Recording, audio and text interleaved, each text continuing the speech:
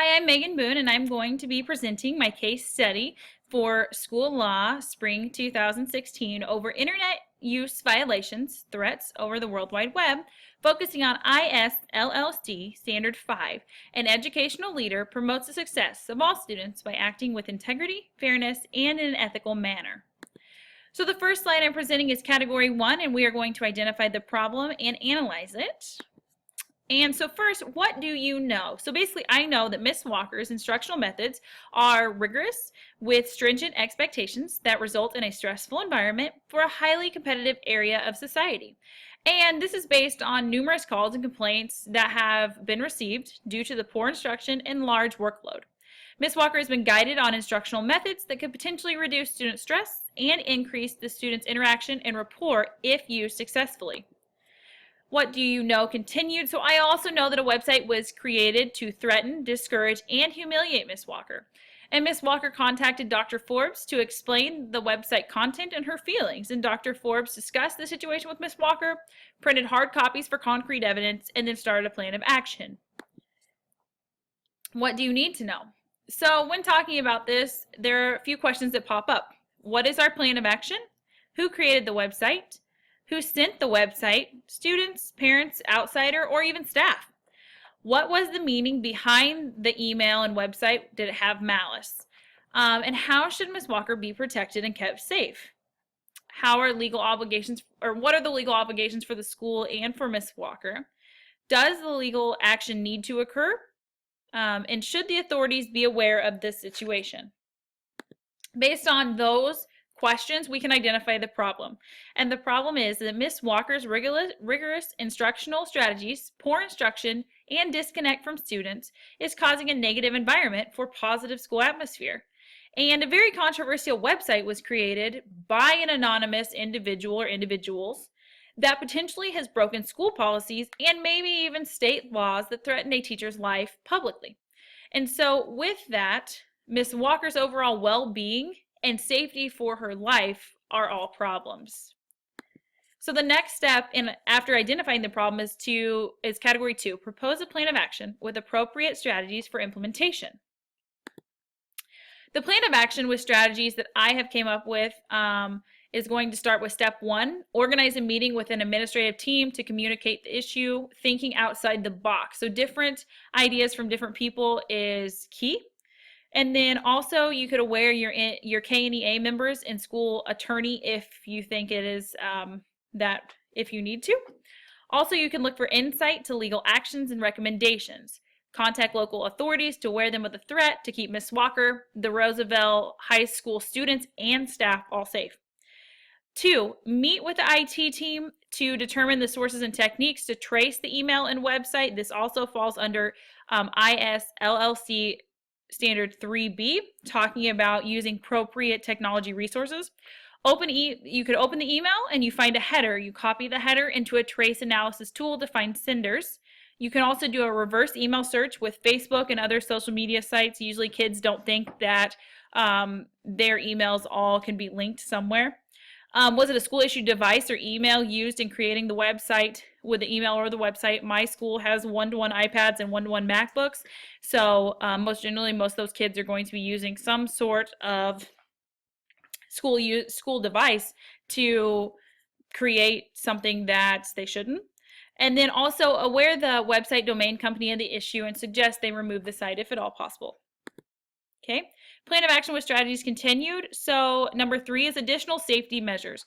When talking about this issue, safety is the first and foremost. And so aware and involve your safety resource officer, SRO.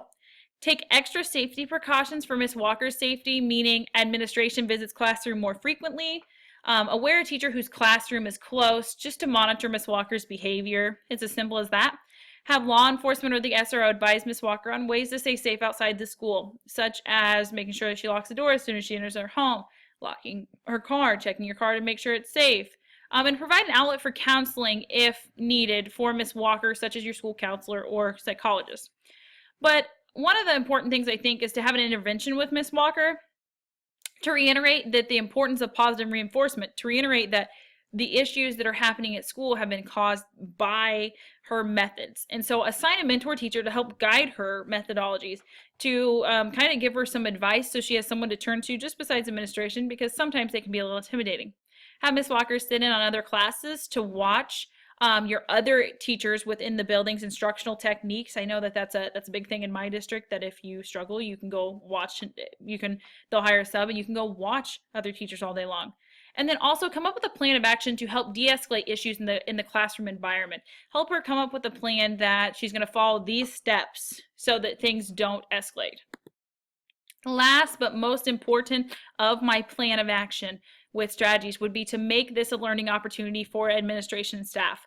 Basically, review and update, if needed, the district cyberbullying procedures, threats, procedures, etc.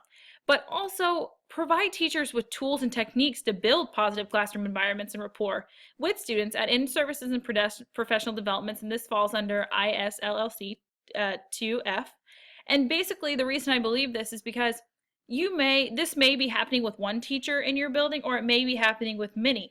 And so you're not for sure as an administrator unless some issue has been brought present. And so I think that giving any teacher, whether they are a veteran or new, no matter how well they are at their content, could use some help in professional development and services. Category 3 is going to, how am I going to resolve? I've already identified the problem. I have a plan of action. Now, how am I going to resolve the issue based on the promoting the success of all students? Because when it comes down ultimately to it, we are talking about our students. So what is best for the students? So make this a learning opportunity for the students also by bringing in speakers to have an assembly about cyberbullying. Cyberbullying is huge for students, whether it's at school or not, because it can cause issues within the school, even if it didn't occur at school. Identify the students, parents, or the staff or an outsider that created the website, which will ultimately put Ms. Walker and administration at ease. That just puts everybody at ease, knowing who created the crime. And then make sure that Ms. Walker is implementing effective, positive teaching techniques as an effective educator. What is best for the students continued. So Mr. Forbes can organize more observations with multiple administrators to have multiple perspectives to give feedback to Ms. Walker. I know that that's common here. I've had it, multiple people have had it, where other people come in just to observe, to give feedback. And it can be somebody like the counselor coming in to observe students instead of just the teacher. If the same trend continues with Ms. Walker not showing any growth, replace Ms. Walker with a long-term sub that can bridge the gaps for the students. And not only bridge the gaps for the students academically, but so that they feel that they can thrive in that discipline area that she's teaching. And so positive reinforcement with Ms. Walker, or new techniques, or a substitute will allow students to be more successful in a positive, competitive classroom environment. And with that, we are going to go into category 4, debrief the problem by reflecting on what you were thinking, feeling, and valuing by identifying issues that were unresolved or open to further investigation. And so, what I am thinking, feeling, and valuing. So students, parents, or staff, whomever committed the crime, idea of a joke was taken way too far if a person feels that they've been harassed or threatened, especially an educator. Ms. Walker may have overreacted. However, safety is always the main concern for caution. And so mainly I think that you should take time to think through the problem. Do not rush when trying to determine the verdict. Do not accuse anyone until all facts are present and clear. Also, correct the behavior of the perpetrator with school district policies stated in the school district handbook, or with legal law enforcement if needed. A formal plan composed of classroom management, instructional strategies, and techniques for Ms. Walker should be implemented.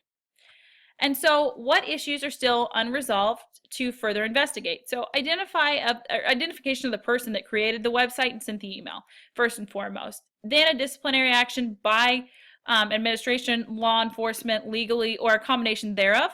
Ms. Walker's classroom environment, monitoring, a mentoring program for new teachers, monitoring how new teachers are doing, if they need help, if they need a mentor, a boost of confidence, or just even some avenues to help them. District implementation of steps to de-escalate or resolve the problem among students. So students versus teacher, teacher versus students, teacher versus parents, or parents versus teacher. So these are all ways to de-escalate the problem that have a set of steps that, okay, this is the first line. Like for an example, in sports here, we have a 24-hour rule. You cannot contact a coach within 24 hours. And then there's a set of procedures that we have to follow based on the event. Ethics, when we are talking about ethics, integrity, it's basically all of it is to reflect on this standard 5 by providing evidence that building administrators often need to promote by acting with integrity, fairness, and an ethical manner. And so sometimes being an administrator, I think sometimes some can get their different ethics messed up, like in a way that isn't positive. And so with component 1, integrity and ethical behavior, I think that what I would do as an administrator is I would listen to the concerns of my faculty members, students, and parents. I would implement a plan of action that reviews the policies and procedures to make sure that decisions made about the case are consistent across the board. Consistency is key when you're talking about education. And so also I would implement and measure growth of instructional strategies, techniques, and classroom management. And a classroom management plan assessed by multiple administrators with feedback provided. As administrators, you have to assess teachers on their performance, but also I think it's good to have retired teachers come in and just spend the day watching someone to get a different perspective, maybe multiple days. And so as an administrator, sometimes we can be biased, and not that you want to be, but just different personalities clash. So if you have somebody who can come in and is going to just watch somebody based on their performance. We also have here, we have our curriculum directors, and different administrators do that so that they are able to have a first-hand account of what's going on in the classroom. Component 2, treating people fairly, equally, and with dignity and respect. Reviewed all facts before making decisions. Was not biased by choosing sides in the issue. You can't pick one side over the other. You have to listen to everybody fairly. You involved multiple avenues to investigate the issue, such as your administrative team, law enforcement if needed, legal if needed. Also, you educate students and educators equally with assemblies and in services, that everybody has a chance that they can learn from this issue. Contained all information within your district. Therefore, students and public were not in the issue, that it wasn't public notice for other people to be involved in. However, when you have a website posted publicly and it spreads like wildfire, students do know that the website's there. However, if you could keep that you're investigating it under wraps, that will also help the school in its favor, so it does not look in any sort of negative way. Lastly, component 3 is to demonstrate a personal and professional code of ethics. So use technology as a preventative measure to crack down on cyberbullying, focusing on the review and updating technology policies. So make sure that you have steps and a plan implemented for your school on what to do about cyberbullying if something were to occur, such as this issue. Also, develop a plan of action for Ms. Walker for new teachers. When you're talking about code of ethics, you have to help them basically to stay on the same playing field as everyone else, and it may take a little extra work. Look for expert advice when dealing with the issue. So, sometimes it is good to have an administrative team where you have somebody like your superintendent who may have experienced something else happen in this sort of area. You may have a counselor or a psychologist that has experienced this, or a social worker. Listen, lastly, and I think most importantly, once again, I'm going to reiterate this, is just to listen to the concerns of your students and your parents and your staff. And at this point, especially Ms. Walker, she needs a little bit of boost and confidence for what has happened to her. But if you're an administrator who isn't listening to the need of a teacher based on one student, or that they need help, then it ends up making things escalate way more than they should be, and both students and your educator, or even you, could be miserable in this environment. And so with that, I would like to conclude my presentation of my case study. Thank you.